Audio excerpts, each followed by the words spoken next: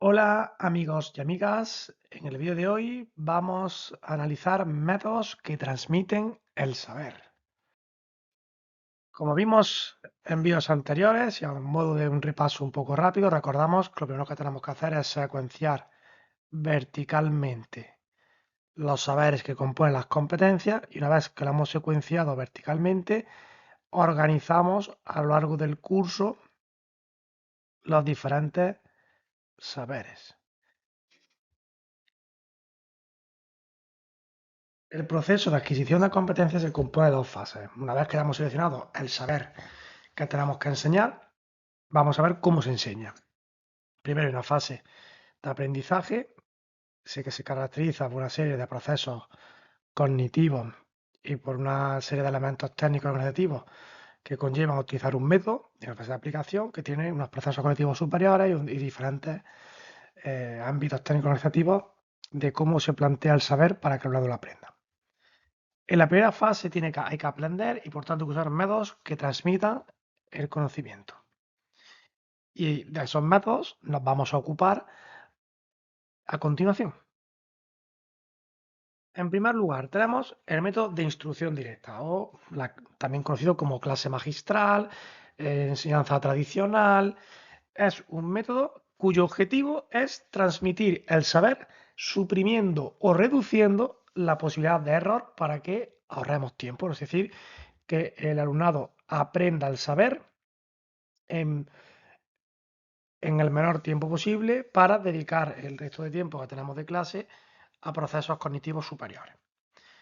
El docente tiene una posición externa, es decir, hay una transmisión unidireccional del conocimiento. El docente es el emisor, emite un mensaje que el alumnado recibe. Todo el alumnado recibe el mismo mensaje, hay una organización del alumnado y normalmente individual o aunque estén organizados en grupos, no hay, es simplemente por organización de espacios, no hay interacción entre alumnado, es un trabajo individual en el que el docente explica, el alumnado recibe la información y el alumnado reproduce o ejecuta. Son procesos cognitivos los más simples, aunque intervienen, pues se trata de recordar, de memorizar, de reproducir. ¿Vale?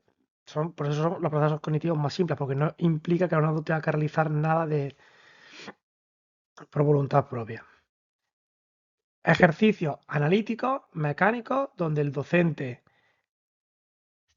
corrige lo que se ha hecho para eliminar el error, suprimir el error, que el alumnado aprenda. ¿En qué contenido se suele utilizar la instrucción directa?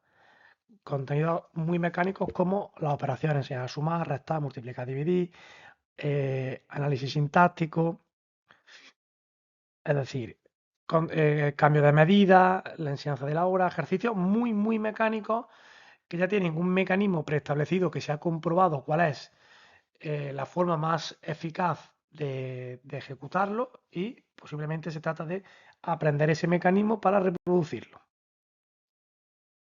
En segundo lugar, tenemos la asignación de tareas. Si en el primer método de instrucción directa el alumnado no tenía nada de autonomía, en este va a tener algo más. Vamos evolucionando en la complejidad de los procesos cognitivos. Vamos a empezar por procesos muy simples, como a recordar, y ahora vamos a ir implicando un poquito más al alumnado.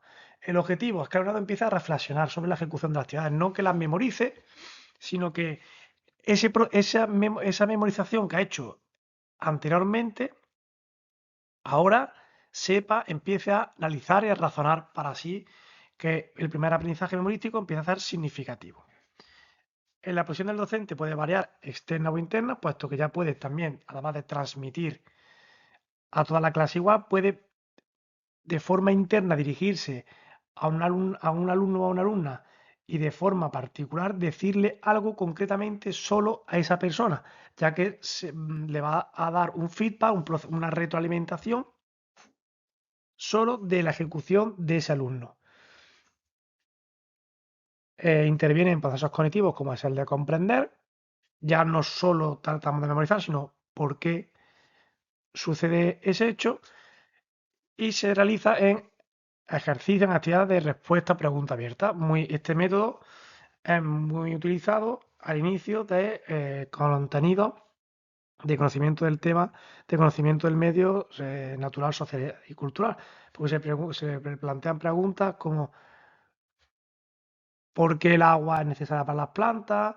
¿O por qué hay que cuidar los animales en el ecosistema? Son preguntas que una vez que se han aprendido, por ejemplo, los animales, y hay unos tipos de mamíferos, peces, aves o reptiles, porque conviven con las plantas, entonces ya entra al aprendizaje previo, se le plantea un proceso cognitivo superior de comprender los saberes que se han aprendido en la fase previa.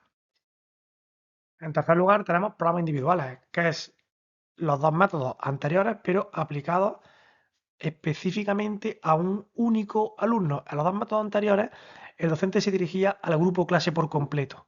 En el programa individual no, se dirige a un alumno concreto y se plantea una secuencia de los otros dos métodos específicamente para el alumnado que tiene dificultad en aprender un determinado saber.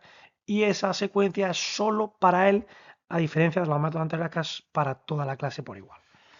El objetivo es adaptarnos al nivel individual de cada estudiante.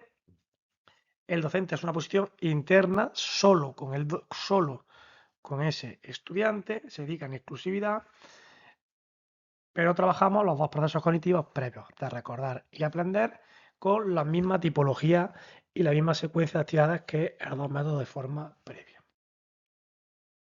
Veamos diferentes ejemplos.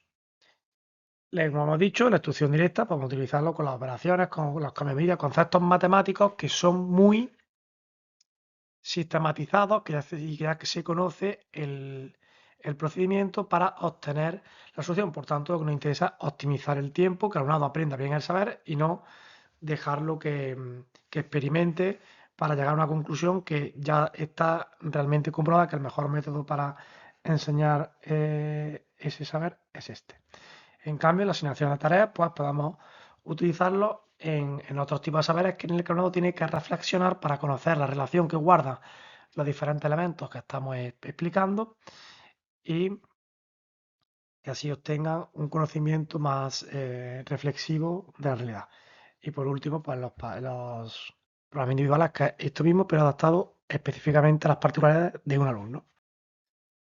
Hasta aquí estos primeros métodos que transmiten el saber y que son los primeros que se utilizan cuando enseñamos en la secuencia de aprendizaje, del proceso de aprendizaje, porque empezamos a transmitir los primeros saberes que el alumnado tiene que aprender. Vemos que son métodos que el alumnado tiene poca autonomía y según vamos evolucionando, el alumnado va teniendo más autonomía, depende menos del docente, puesto que ha aprendido los saberes. Conforme aprende, va ganando autonomía hasta llegar a la fase final de aplicación.